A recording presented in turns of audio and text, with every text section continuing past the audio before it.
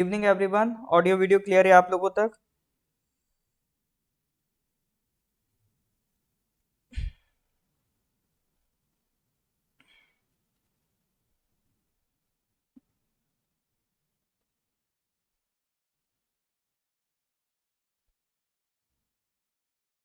Good evening everyone. Audio video clear है आप लोगों तक?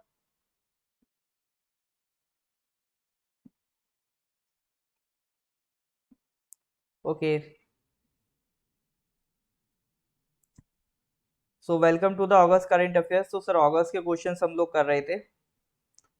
मोर देन हाफ तो अपना हो गया है सर। कुछ I think 65 questions last class में हम लोगों ने कंप्लीट कर लिए थे। That is a more than half. तो happy Dussehra everyone, happy Durga Puja. तो अभी हो सकता है काफ़ी लोग एग्जाम आपका इसमें पूजा में फेस्टिवल सीजन में बिजी होंगे। ठीक है, हमारे भी कई फैकल्टीज हैं जो फेस्टिवल सीजन में बिजी होने की वजह से क्लास नहीं ले पाई हैं। बट आप भी हैं, हम भी हैं, तो क्लास कर लेते हैं। चलो जी, क्लास करें उससे पहले कुछ क्वेश्चन के आंसर दीजिए। ये नहीं, ये इतना इम्पोर्टेंट नहीं है।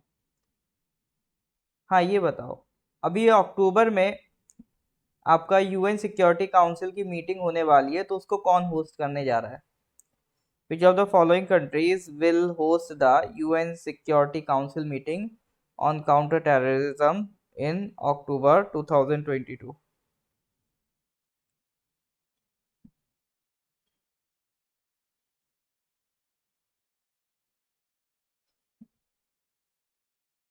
हाँ जी, हैप्पी धनतेरस।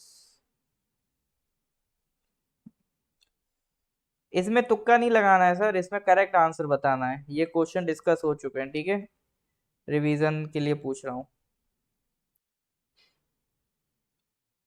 इसमें तुक्का नहीं लगाना है सर। इको बैनोंग नहीं आ रहा है, शुरू में थोड़ी देर आया होगा, अभी आप आगे देखो, आगे इको नहीं आएगा, ठीक है?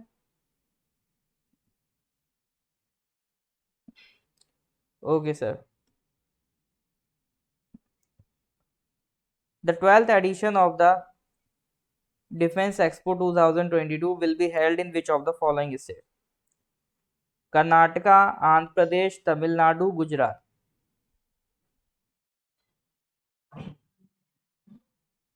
The 12th edition of the Defense Expo 2022 will be held in which of the following states? Karnataka, Andhra Pradesh, Tamil Nadu, Gujarat.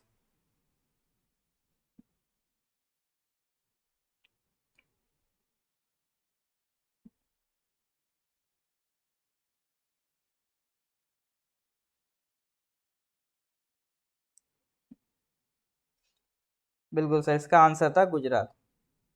एक दो क्वेश्चन के और आंसर बताइए।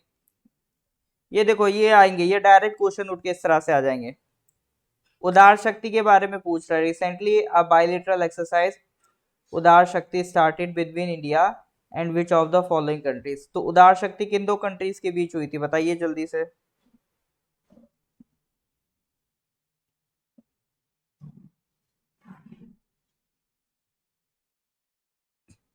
हाँ जी सर, बिल्कुल करेक्ट आंसर। सिंगापुर नहीं है, सिंगापुर नहीं है, मलेशिया है। अरे बाबा, ये तो सही करने चाहिए थे आपको। चलो कोई नहीं। क्वेश्चन 65 तक हो गए थे। लास्ट क्वेश्चन हम लोगों ने ये वीर दुर्गादास राठौर वाला देखा था। तो he was a Rajput general, ठीक है? चलिए सर, तो स्टार्ट करते हैं आज के क्वेश्चन। तो क्वेश्चन नंबर 66 ये रहा आपके लिए स्क्रीन पर। तो नॉर्थ ईस्ट ओलंपिक से रिलेटेड सर ये सवाल है। आप लोग काफी एक्साइटेड भी हो गए इसके लिए, है कि नहीं है? तो अभी सेकंड एडिशन होने वाला है नॉर्थ ईस्ट ओलंपिक्स का 2022 में।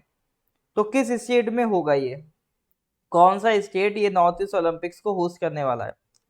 आसाम, अरुणाचल, मेघालय, मणिपुर। बताइए सर।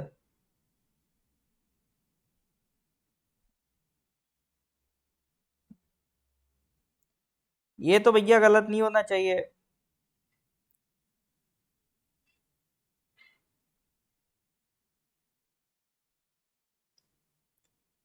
और लोग बताइए, ये आंसर करेक्ट एक्सपेक्टेड है। ऐसा क्यों लग रहा है आप लोगों को कि आसाम करेक्ट होगा?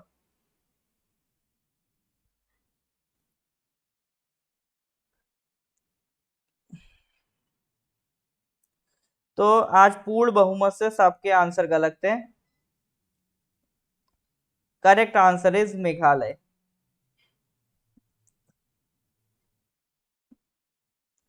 हाँ देखो, एक तो अपना टोक्यो ओलंपिक्स हुआ था, फिर पैरालंपिक्स हुआ। ये नॉर्थ ईस्ट का अपना अलग ओलंपिक्स है, ठीक है। तो अक्टूबर में स्टार्ट होने वाला ये आपका फर्स्ट एडिशन भी आपका मणिपुर में हुआ था। सेकंड एडिशन मेघालय में होगा। 4000 पार्टिसिपेंट इसमें आने वाले हैं। 18 डिसिप्लिन यानी 18 स्पोर्ट्स रखे गए हैं। कौन कौन सा है? आर्करी है, एथलेटिक्स है, बैडमिंटन है, बास्केटबॉल है, बॉक्सिंग है, फुटबॉल है, judo, karate, shooting, swimming, table tennis, taekwondo, tennis, wushu, cycling, golf, weight lifting और रेसलिंग। ठीक है, टोटल 18 गेम्स है।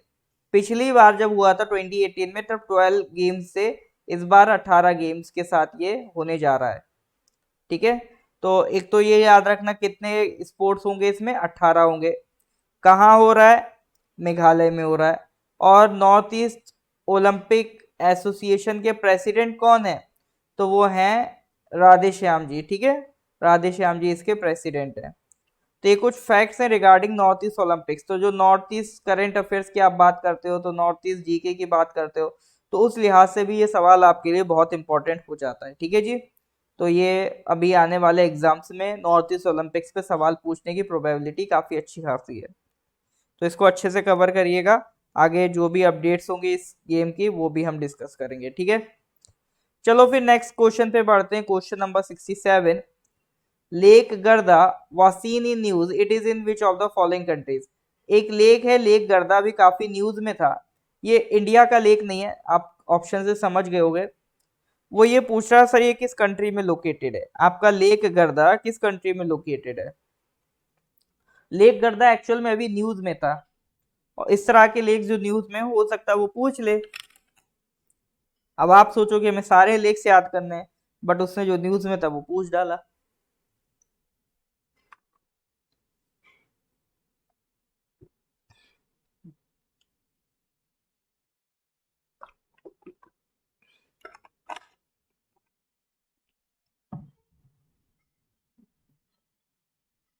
हाँ जी, तुक्का लगाना शुरू करिए। इटली, स्पेन,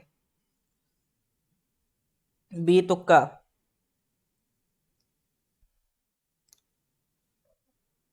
और किसी को लगाना है तुक्का?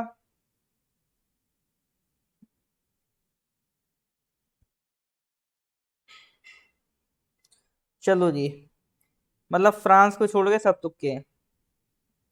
और correct answer is D, Italy. Oh, तो ये वाला जो इलाका है इटली का, इधर आपको मिलेगा लेक गर्दा। गर्दा उड़ा दी सर इस लेक ने। ठीक है, इटली में मिलेगा। इटली के कैपिटल तो आपको पता ही होगी, रोम है। इटली के बहुत फेमस आइलैंड्स हैं। ये सिसिली आइलैंड है, ठीक है। सिसिली आइलैंड बहुत फेमस आइलैंड है। किसका है सर? इटली का है।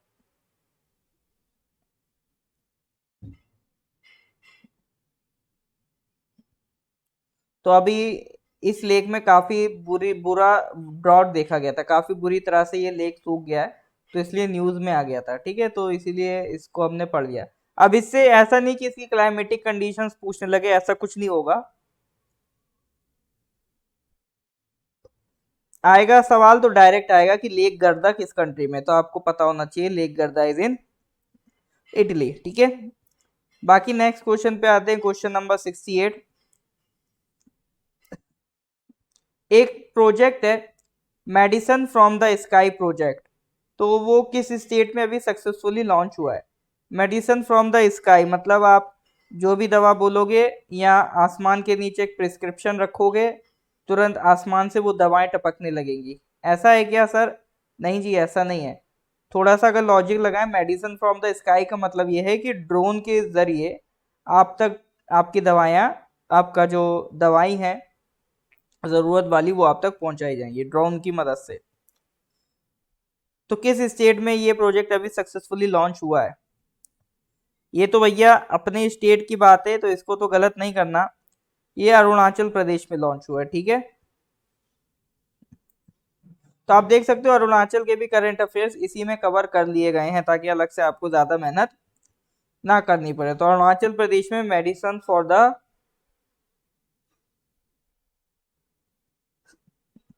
Sky project was unveiled successfully on August 15, 2022। ठीक है। तो एक ड्रोन सर्विस की फ्लाइट भी दौड़ाई गई थी सेप्पा से लेकर चयांग ताजो तक, ठीक है। तो अभी उसी को आगे कंटिन्यू करेंगे after the after this flight, ठीक है। तो इसको फंड कौन कर रहा है? यूएस की एजेंसी कर रही है, United states agency for international development, ठीक है। United states agency for international development, US add क्या कर रहा है सर? इसको फंड कर रहा है, ठीक है। हाँ जी, अपना सेप्पा से ईस्ट कामेंग तक चलना है। चलो जी, next question number 69। Recently the Border Road Organisation has announced to build its first steel slag road in which of the following states या यूटी? स्टील स्लैग रोड का मतलब क्या है? देखो, स्टील प्रोडक्शन के टाइम जो उसका वेस्ट बच जाता है ना उसे कहते हैं स्लैग। स्लैग का मतलब ही होता है वेस्ट, ठीक है। स्लैग का मतलब ही क्या होता है? वेस्ट होता है। तो स्टील के प्रोडक्शन के टाइम उसका जो वेस्ट निकलता है उसको कहते हैं स्टील स्लैग। तो इस वेस्ट की मदद से हमें क्या करना है सर? रोड डेवलप करनी है। तो बीआरओ ने ये काम शुरू कर दिया है, ठीक है। हम लोग अलग अलग तरीके इनोवेट कर रहे हैं रोड्स डेवलप करने के, जैसे कि कहीं पर आपको प्लास्टिक की सड़क दिख जाएगी, ठीक है। तो कहीं पर हम क्या कर रहे हैं? स्टील स्लैग यूज कर रहे हैं। तो स्टील स्लैग की जो रोड है वो अब आपकी डेवलप की जा रही है। तो ये बीआरओ स्टार्ट किया है ये काम।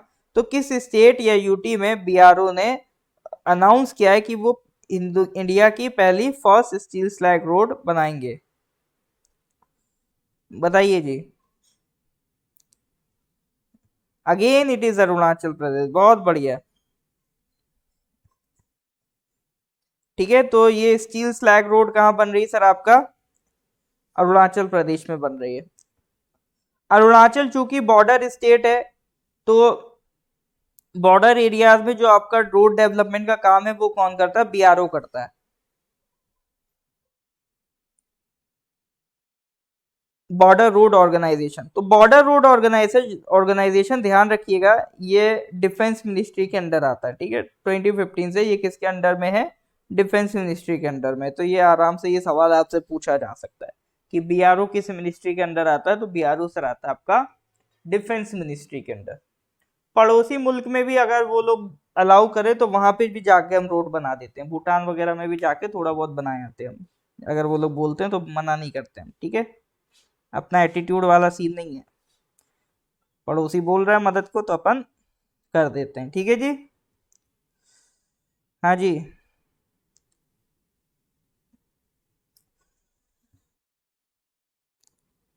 चलिए सर आगे बढ़े।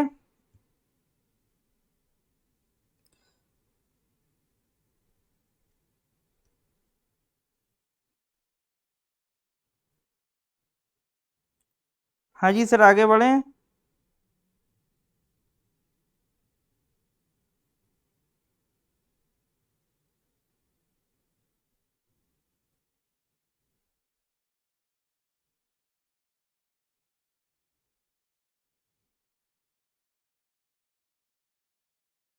अरुणाचल में कहाँ पर? ये तो मुझे इतना आइडिया नहीं है, ये मुझे देखना पड़ेगा।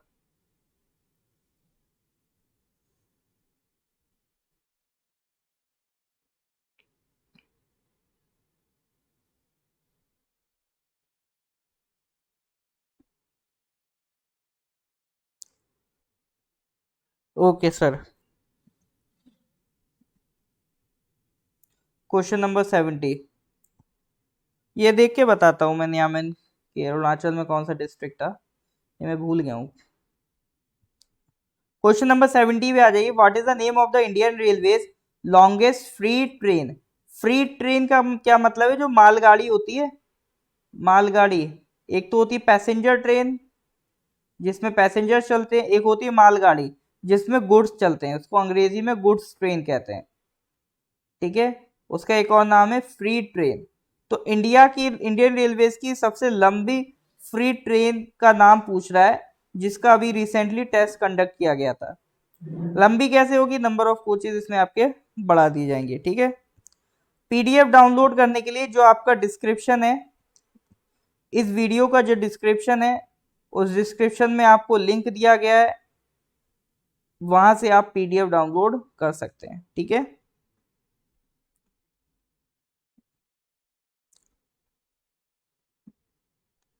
वेल, करेक्ट आंसर इज, हाँ जी बताइए, करेक्ट आंसर क्या होगा?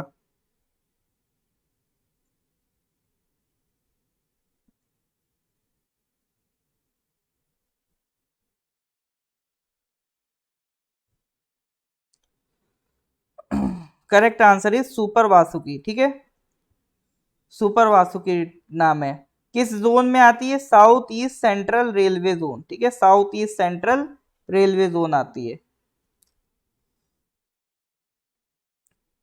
अभी तक जो रिकॉर्ड था वासुकी और त्रिशूल के हाथ में था। अब ये आ जाएगा, एक नई ट्रेन बनेगी सुपर वासुकी, ठीक है। तो वो अभी तक की सबसे लंबी ट्रेन होने वाली है फ्रीट के लिए। चलो जी, कोई गुस्से गुस्से वाली बात नहीं, टेंशन वाली बात नहीं मार्शल, होता रहता है सही गलत। इसी के साथ क्वेश्चन नंबर 71 बताइए। मिशन स्वावलंबन was seen in news. It is launched by which of the following in association with Usha international limited, ठीक है। तो सवाल किस पे है सर? मिशन स्वावलंबन पे। कह रहा है सर अभी न्यूज में देखा था हमने मिशन स्वावलंबन को, तो किस मिनिस्ट्री ने उसको लॉन्च किया है या किस इंस्टीट्यूशन ने उसको लॉन्च किया है? Ministry of social justice empowerment, NABARD, RBI या SIDBI, small industries development bank of India. तो मिशन स्वावलंबन किसकी देन है? हाँ, बाकी लोग ए किस किस को लग रहा है? ए आंसर,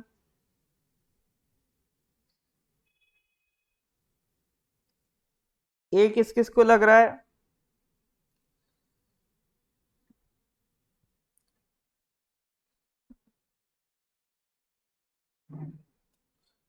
हाँ सर।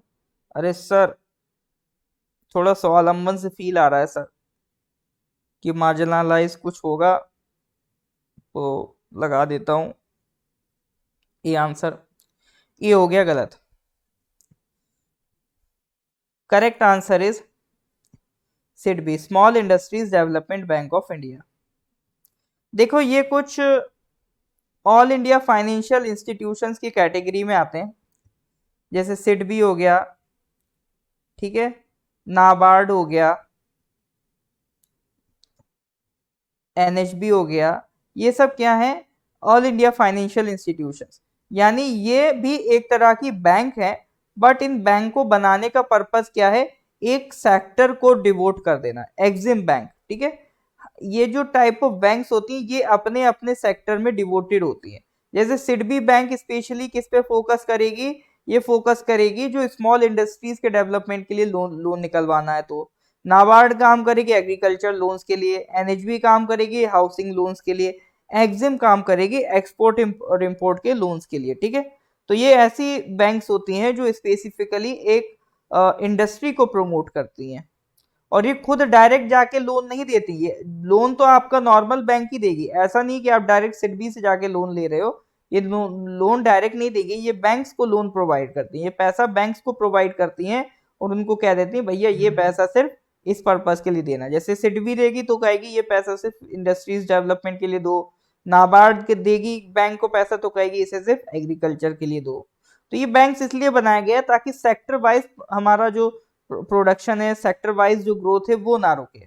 ऐसा ना हो कि हम एक ही सेक्टर में ग्रो करते जाएं, हमें हर सेक्टर में ग्रोथ दिखे, हर सेक्टर वालों को लोन प्रॉपर मिल पाए, इसीलिए हमने इस तरह की इंस्टीट्यूशंस क्रिएट किए हैं, ठीक है सर।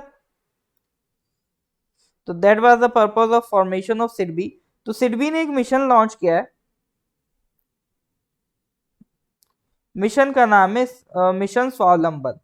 तो मिशन स्वावलंबन के तहत हमें करना क्या है, एक अम्ब्रेला प्रोग्राम है, मतलब ये एक मिशन है, इसके तहत कई अलग अलग तरह की स्कीम्स चलेंगी।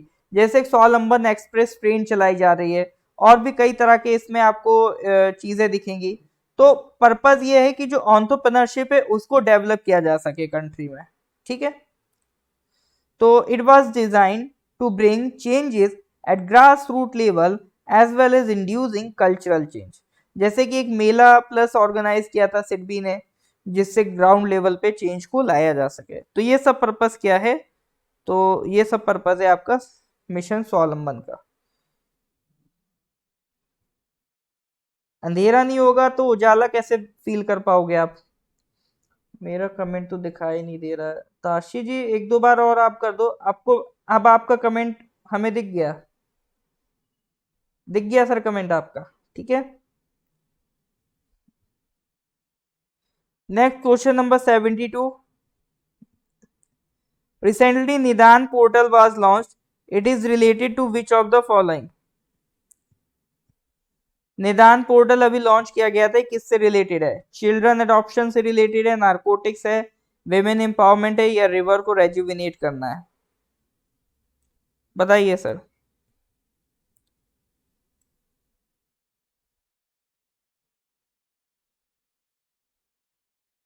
सिडबी के कोई भी आपसे हेडक्वार्टर्स नहीं पूछने वाला है।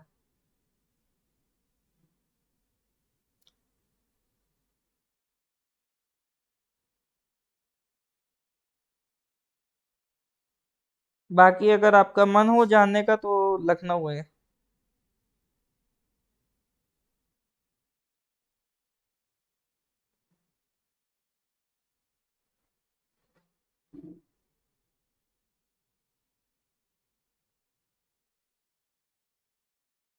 हाँ जी, निदान पोर्टल किसके लिए बनाया गया है, जल्दी से आंसर दीजिए।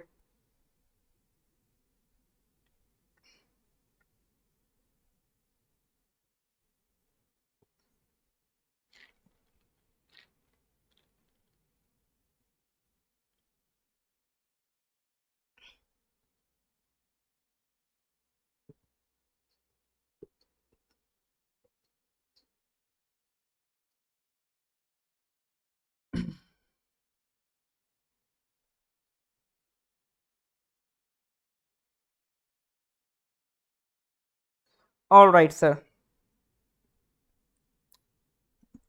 करेक्ट आंसर इज नारकोटिक्स, ठीक है। निदान पोर्टल किसके लिए बनाया गया, नारकोटिक्स के लिए बनाया गया। फुल फॉर्म ही इसकी यही है, नेशनल इंटीग्रेटेड डेटाबेस। निदान है ना, NIDAN, नेशनल इंटीग्रेटेड डेटाबेस, किनका, ऑन अरेस्टेड नार्को ऑफेंडर्स। तो इसको किसने डेवलप किया, नारकोटिक्स कंट्रोल ब्यूरो ने डेवलप किया। तो ये किसका पार्ट है, नारकोटिक्स कोऑर्डिनेशन मैकेनिज्म का पार्ट है, ठीक है। तो निदान पोर्टल बनाने का पर्पज ये है कि देश भर में कहीं भी कोई नार्को ऑफेंडर हो, कोई भी नार्को के केस में अगर इन्वॉल्व हो, नार्को बोले तो ड्रग्स के केस में अगर कोई भी इन्वॉल्व हो, तो उसका एक पूरा सिंगल जगह पे डेटाबेस रहे। मान लो दिल्ली की पुलिस को वो डेटा चाहिए, ऑफेंडर था हैदराबाद का, तो दिल्ली की पुलिस को आसानी रहेगी उस ऑफेंडर को ट्रैक करने में, क्योंकि एक सिंगल डेटाबेस है, आपको जगह जगह से अलग अलग जगह से फाइलें मंगाने की जरूरत नहीं पड़ेगी, आप सिंपल उस डेटाबेस से सर्च करो, आपको डिटेल्स मिल जाएंगी, ठीक है। तो इस पर्पस के लिए ये निदान पोर्टल बनाया गया है।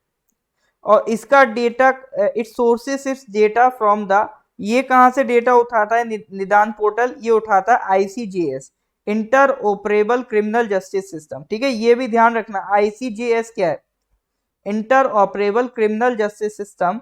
ये किसने बनवाया है, ये भैया सुप्रीम कोर्ट ने बनवाया।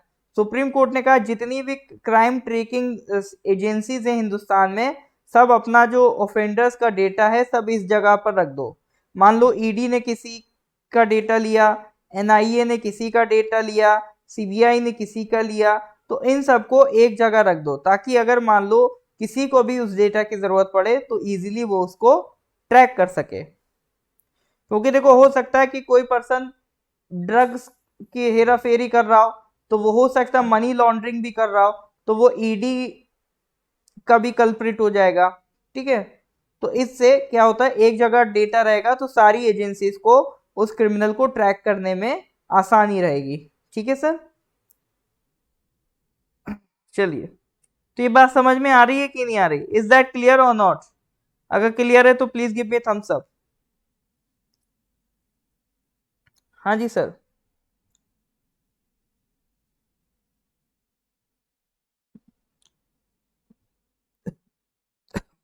इसी के साथ आगे बढ़ते हैं नेक्स्ट क्वेश्चन पे। Question number 73, Vostok 2022 Strategic Command and Staff Exercise will be held in which of the following countries? Vostok 2022 exercise किस कंट्री में होने वाली है?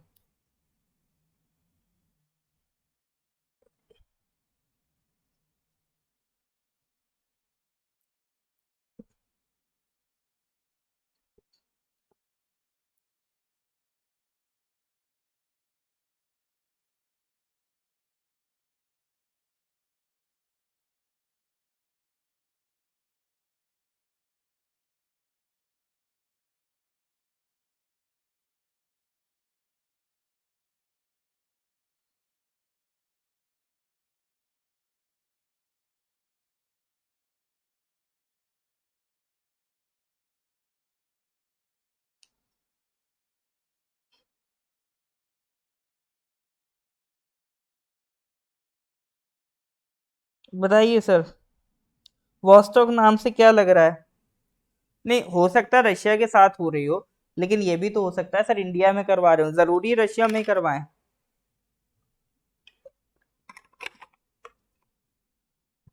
खैर इंडिया ऑप्शन ही नहीं है। यूएसए तो सर नहीं हो सकता, और सर यूक्रेन के साथ क्यों ही करेगा वो। ठीक है, तो ये दो ऑप्शन तो नहीं हो सकते, बिल्कुल ही जहर हो जाएंगे ये तो, बिल्कुल वर्ल्ड पॉलिटिक्स बदल जाएगी। इन दो में से कोई करेक्ट हो गया। ताजुम जी, इसके लिए हमारा स्टाफ है, वो क्वेश्चंस कलेक्ट करते हैं। ठीक है, फिर उसमें से कई सारे क्वेश्चंस मेरे पास आते हैं, फिर उसमें से मैं कुछ क्वेश्चन सेलेक्ट करके फिर वो आपको करवाता हूँ। ठीक है,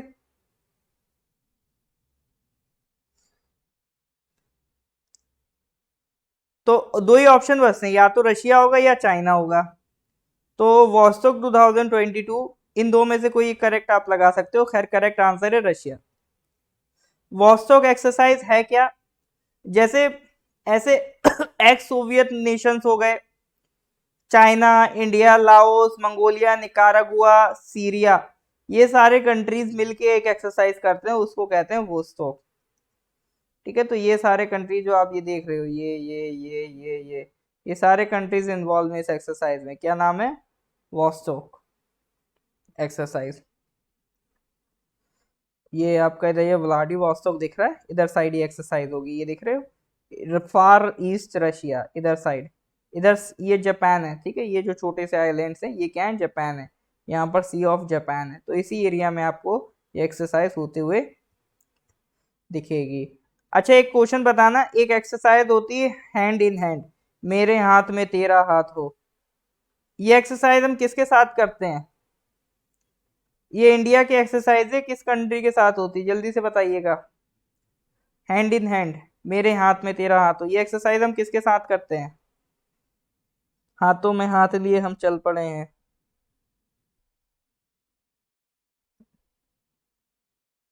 हाँ जी, बिल्कुल सर, ये एक्सरसाइज हम किसके साथ करते हैं? अपने प्रिय मित्र चाइना के साथ करते हैं सर। ठीक है, चाइना के साथ करते हैं। जिसने भी नाम रखा है खूब नाम रखा है। खैर, जो भी है सो है, अब याद करना पड़ेगा। आगे बढ़ते हैं फिर नेक्स्ट क्वेश्चन पे, क्वेश्चन नंबर 74। अभी सरकार के रिसेंट डेटा के हिसाब से how many cities across India have declared themselves as Safai Mitra सुरक्षित शहर? सफाई मित्र अभी हमने कुछ टाइम पहले पढ़ा था।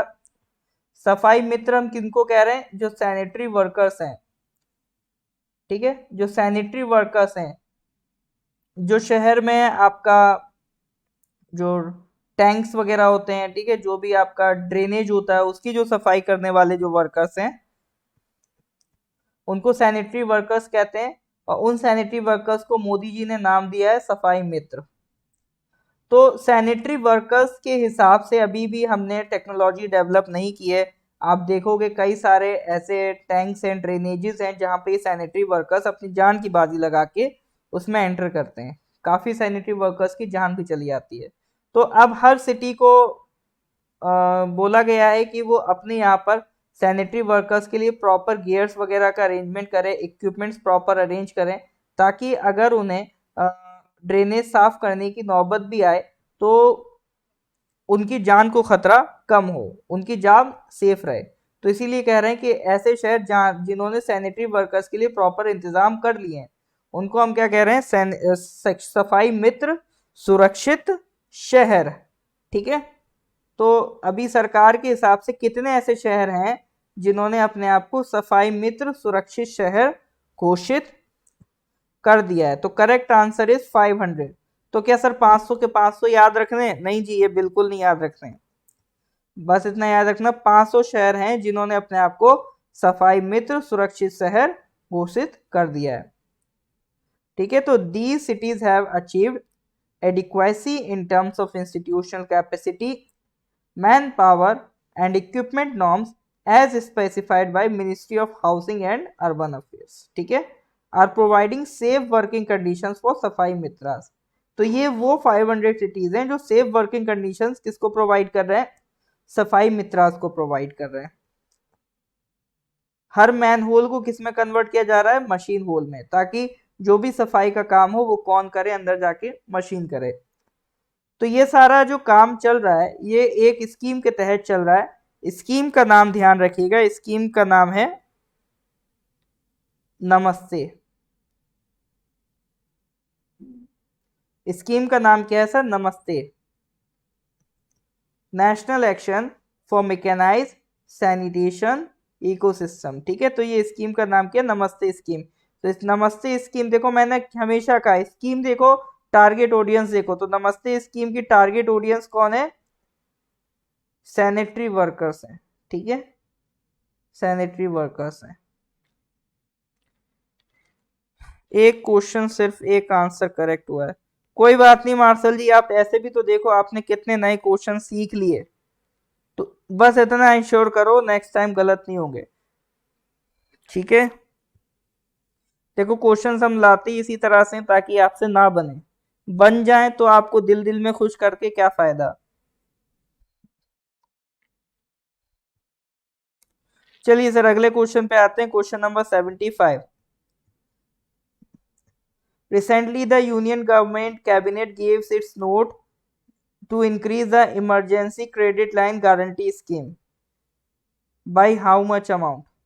ECLGS कुछ नहीं है, अभी आपको पता था जब कोरोना के टाइम में भारत सरकार ने एक पैकेज निकाला था, उस पैकेज का नाम था आत्मनिर्भर पैकेज, जिसके तहत जनता को लोन की व्यवस्था की गई थी। अलग अलग तरीके से सरकार लोगों को लोन प्रोवाइड कर रही थी ताकि वो अपने बिजनेस, अपनी नौकरी फिर से शुरू कर सके। तो उसी पैकेज में को सरकार क्या कह रही थी, उसी लोन को सरकार ने क्या नाम दिया? Emergency credit line guarantee scheme. यानी ये सरकार की तरफ से लोन, बैंक्स आपको लोन प्रोवाइड करेगी और लोन की गारंटी कौन लेगा? सरकार लेगी लोन की गारंटी। ठीक है, तो सरकार ने पहले 4.5 लाख करोड़ लोन की गारंटी उठा ली थी कि इतने तक का बैंकों को आज़ादी दी थी कि आप आत्मनिर्भर पैकेज के तहत इतने लाख करोड़ का लोन दे सकती हो। इतनी गारंटी हमारी है कि अगर ये नहीं भी चुकाती है जनता तो सरकार चुकाएगी। कितना? 4.5 लाख करोड़। तो अब ये 4.5 लाख करोड़ बढ़ के कितना हो गया है? कितने करोड़ और इसमें बढ़ा दिए गए हैं? ये emergency credit line guarantee scheme में कितने करोड़ और बढ़ा दिए गए हैं? 500 करोड़ में क्या होता है दानियाल जी? 500 करोड़ में तो शाहरुख खान का मन्नत भी नहीं बनेगा।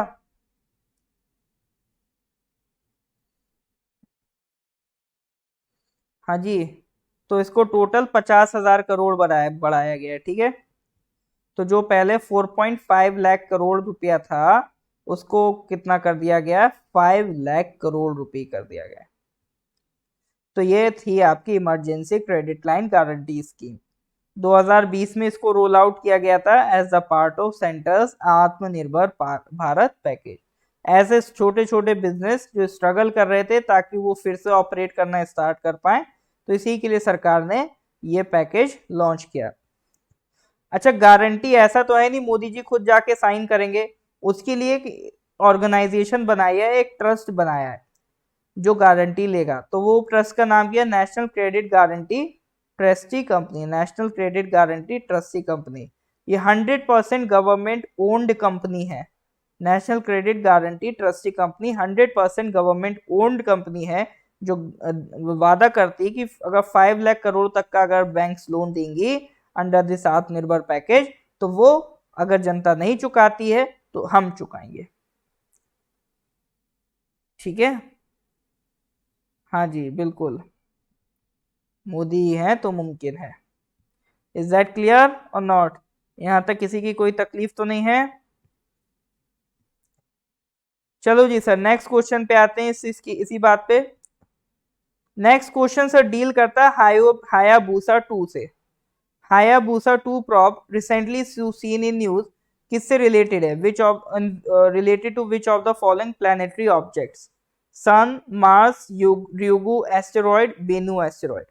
देखो हायाबूसा 2 का काम भी तो यही है कि वो ओरिजिन ऑफ द अर्थ के बारे में पता लगाए, ठीक है। ये प्रोब भी इसीलिए स्टार्ट की गई है ताकि origin of life on the earth इसको पता लगाया जा सके।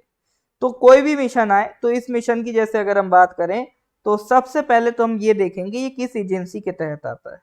तो 76 का पहले तो करेक्ट आंसर बताइए।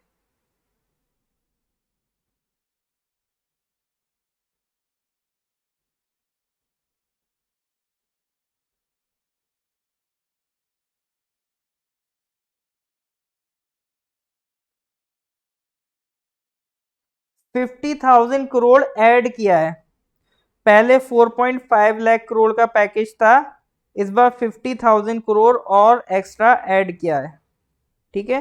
तो वो क्वेश्चन भी यही था, बाय हाउ मच अमाउंट इसको इंक्रीज किया गया है, ठीक है डेविड जी।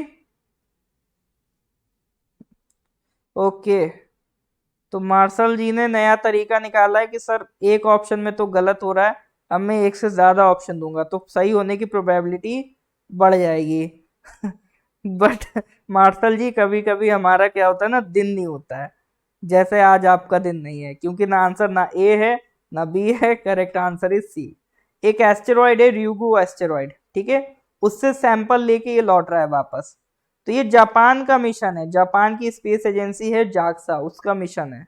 देखो ऐसे भी क्वेश्चन पूछ सकता है, पूछ लेगा कि बताओ इंडिया की स्पेस एजेंसी का नाम इसरो, जापान की स्पेस एजेंसी का नाम जैक्सा, तो इस तरह के भी सवाल आपसे पूछ सकता है। तो it is asteroid sample return mission, तो एस्टेरॉयड ryugu एस्टेरॉयड से सैंपल लेके ये लौट रहा है, ठीक है। इससे पहले इसका mission, first mission Hayabusa mission था, वो भी सैंपल लेके आ चुका है। ये उसी के बेसिस पे दोबारा से नया मिशन लॉन्च किया था जैक्सन है, हायाबुसा 2, ठीक है। 2 है तो 1 भी होगा, 2 है तो 1 भी रहा होगा। तो चेल्सा जी कह रहे हैं 76 को नहीं समझा। देखो 76 में वो एक मिशन की बात कर रहा है, हायाबुसा 2 मिशन। तो हायाबुसा 2 मिशन किस लिए बनाया गया है, origin of the life on earth को समझने के लिए बनाया गया है। इसके लिए एक हमने एक स्पेस क्राफ्ट भेजा था एस्टेरॉयड ryugu पे। ryugu नाम का एक एस्टेरॉयड है। एस्टेरॉयड मतलब जो पत्थर होते हैं ना स्पेस में, मार्स और जुपिटर के बीच में कुछ पत्थर हैं, उनको हम कहते हैं एस्टेरॉयड। तो उसी में से एक एस्टेरॉयड का नाम है ryugu।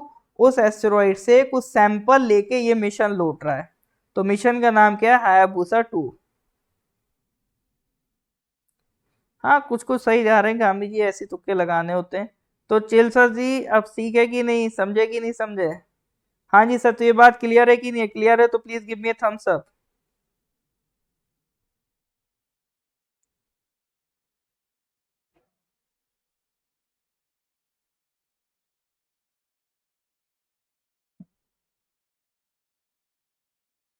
हाँ जी सर।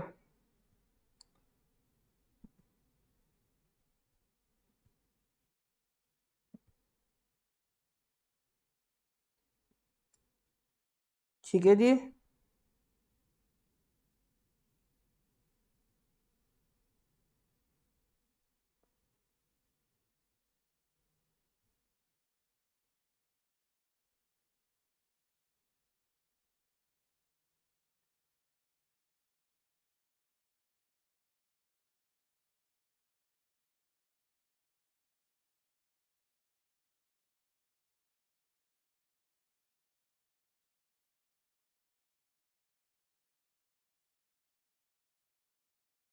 चलो जी फिर आगे बढ़ते हैं। Next question, question number 77।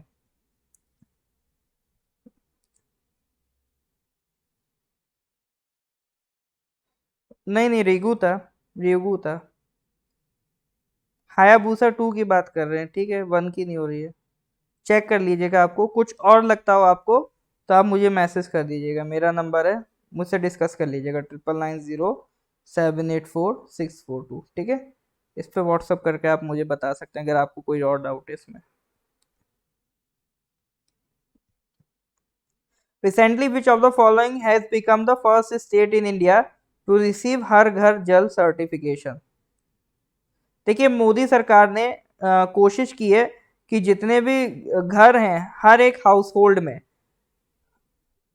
एक टैप वाटर के थ्रू पानी पहुंचाना है, ठीक है। ऐसा ना हो कि लोगों को जैसे गांव में दूर तालाब से पानी लेके आना पड़ता है, कुएं से पानी लेके आना पड़ता है, तो उससे क्या होता है, ये काम महिलाओं का रहता है, तो विमेन के लिए ये परेशानी बड़ी रहती है। अब विमेन घर का भी काम कर रही है गांव में, फिर पानी भी लेके आ रही हैं, तो उसमें उनका लेबर वर्क भी बढ़ रहा है और उनका टाइम भी बहुत कंज्यूम हो रहा है। उसी टाइम को वो बचा के कुछ और एक्स्ट्रा प्रोडक्टिव स्किल बना सकती हैं, कुछ एक्स्ट्रा काम इकोनॉमी में कंट्रीब्यूट कर सकती हैं। तो उस टाइम को बचाने के लिए और उनके उस मेहनत को बचाने के लिए और विमेन एम्पावरमेंट के लिए, प्लस साथ ही साथ एक पोर्टेबल वाटर, मतलब एक कह सकते हो आप pure water, clean water deliver करने के लिए भारत सरकार ने एक मिशन लॉन्च किया था, जल जीवन मिशन, हर घर नल मिशन जिसको कहा था।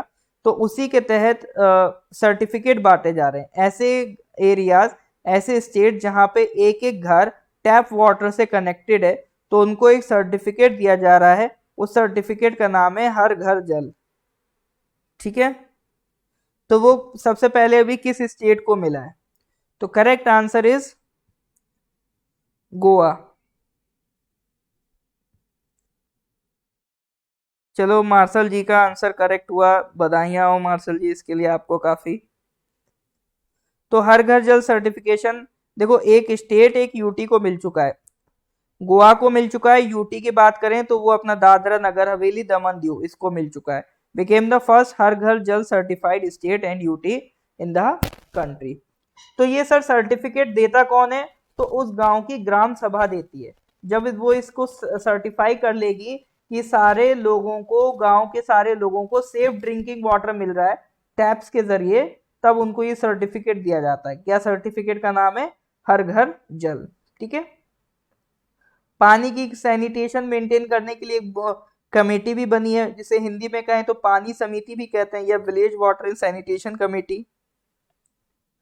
तो वो इन गांव में पानी की प्योरिटी का भी ध्यान रखेगी, ठीक है।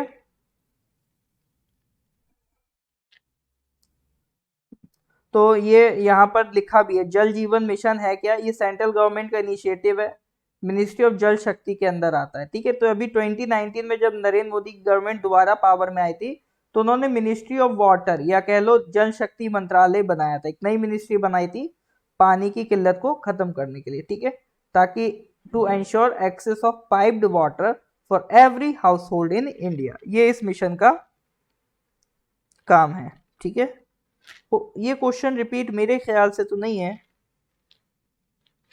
हो भी गया तो कभी कभी एक दो हो जाते हैं, बाकी मेरे ख्याल से रिपीट नहीं है, ठीक है जी। तो जल जीवन मिशन का काम क्या है? हर घर तक टैप वाटर से ड्रिंकिंग वाटर सप्लाई करना। नेक्स्ट क्वेश्चन पे आते हैं sir, question number 78। Who among the following has been recommended by the Financial Services Institution Bureau? इसके बारे में हम पहले भी बात कर चुके हैं। For the position of chairman at the NABARD, तो एफएसआईबी ने नाबार्ड का नया चेयरमैन किसको बनाया? भानु प्रताप शर्मा, मोहम्मद मुस्तफा, दिनेश कुमार खारा, आर गांधी। बताइए सर, क्या होगा correct answer?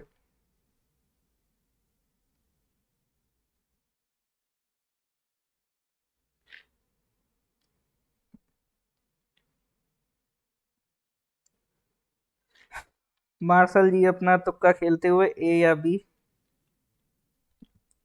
Well well well, इस बार भैया मार्शल जी करेक्ट हो गए। करेक्ट आंसर है सर मोहम्मद मुस्तफा। ठीक है, देखो यहाँ पर मेरे को एफएसआईबी के बारे में बताना था। जैसे आपकी जो बैंक्स होती हैं, ठीक है, जो सरकारी बैंक्स हो गई, इंश्योरेंस कंपनीज हो गई, तो इनका डायरेक्टर जनरल या कह लो इनका चेयरमैन, इनका डायरेक्टर किसको बनाया जाएगा? इसके लिए पहले सरकार ने एक बॉडी बनाई थी, बैंक बोर्ड ब्यूरो। ठीक है, बैंक बोर्ड ब्यूरो ये देखती थी सबकी रिक्रूटमेंट, किस बैंक का कौन चेयरमैन बनेगा। जो भी सरकारी बैंक हैं, जो भी आपका कह सकते हो इंश्योरेंस कंपनीज हैं, उन सब का। लेकिन सुप्रीम कोर्ट में इसका मुद्दा गया। कुछ ऐसे पॉइंट्स हैं जिसके बेसिस पे सुप्रीम कोर्ट ने इसको अनकॉन्स्टिट्यूशनल कह दिया। तो भारत सरकार ने बैंक बोर्ड ब्यूरो बंद करके बस कुछ नहीं करा, नाम चेंज करके नई बॉडी बना दी, फाइनेंशियल सर्विसेज इंस्टीट्यूशन ब्यूरो। देखो फर्क ढूंढोगे तो कुछ खासा फर्क है नहीं, बैंक बोर्ड ब्यूरो जैसा ही आपका बना दिया, फाइनेंशियल सर्विसेज इंस्टीट्यूशन ब्यूरो। तो जब तक सुप्रीम कोर्ट इस पर दोबारा कोई टिप्पणी नहीं करती, तब तक तो ये काम कर ही रहा है। तो एफएसआईबी का काम क्या है सर? एफएसआईबी का काम है कि जो भी पब्लिक सेक्टर बैंक हैं और जो भी इंश्योरेंस कंपनी है, उनके चीफ को सिलेक्ट करना। ठीक है, और एफएसआईबी बनाया किसने?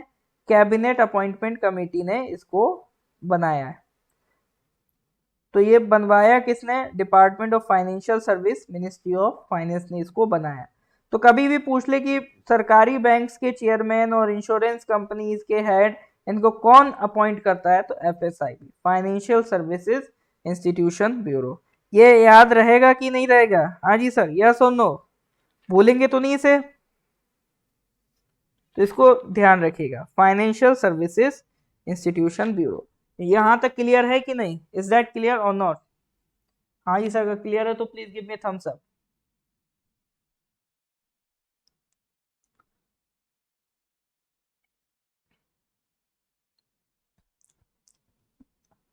All right sir, next question number 79। देखो वही नमस्ते स्कीम से रिलेटेड, अभी नमस्ते स्कीम के बारे में हम बात कर रहे थे। तो 79 जल्दी से बताओ, ये सबका सही होना चाहिए। अगर थोड़ा भी एक्टिव हो तो सही, ये सही होना चाहिए। आज तो याद रहेगा। देखो आज ही याद रहता है, कल तो उनको याद रहता है जो रिवीजन मेंटेन करते हैं। ठीक है, कल वाली बात तो उनको याद रहेगी जो रिवीजन मेंटेन करेंगे। अगर सिर्फ एक बार पढ़ने से सिलेक्शन होता तो आज इस क्लास में कम से कम 10,000 बच्चे लाइव होते। कि चलो बस एक ही बार तो पढ़ना है, फिर तो याद रह ही जाएगा। ठीक है,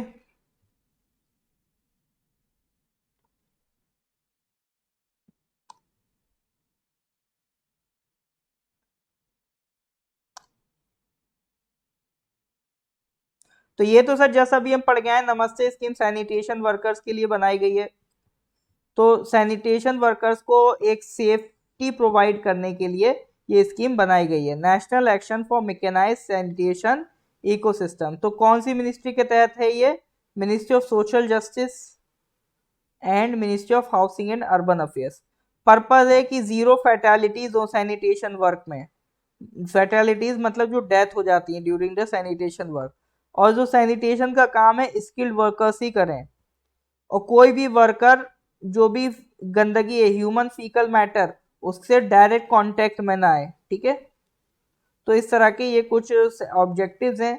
कुल मिला के सेफ्टी प्रोवाइड करनी है सैनिटेशन वर्कर्स को। तो वही है नमस्ते स्कीम। टारगेट ऑडियंस क्या है सर? सैनिटेशन वर्कर्स, ये ध्यान रखिएगा। हाँ जी, तो वही तो मैं कह रहा हूँ, करंट अफेयर्स में बहुत सारी चीजें आपकी बार बार रिपीट होती रहती हैं, इसीलिए एक दो महीने अगर आपने करंट अफेयर्स पढ़ने की आदत डाली तो आगे के महीनों में आपको लगेगा लगभग वही सारी चीजें घूम फिर के आती रहती हैं। ठीक है, अब क्वेश्चन नंबर 80 देखो।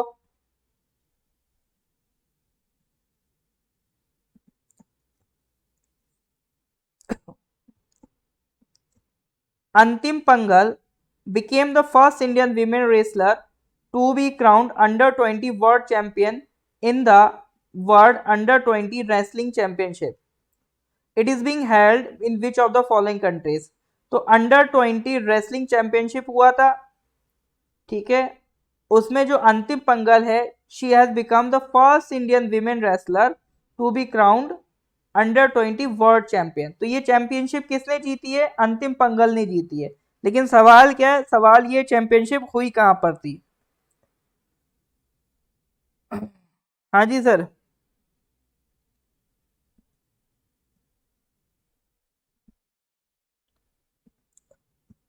तो ये चैंपियनशिप जीती अंतिम पंगल ने, ये नाम ध्यान रखना, एग्जाम में पूछ सकते हैं।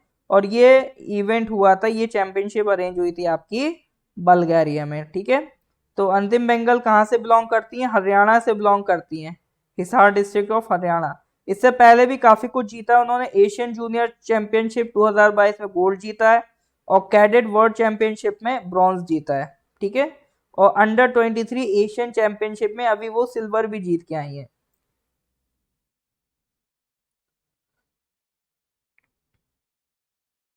ठीक है सर, चलिए जी,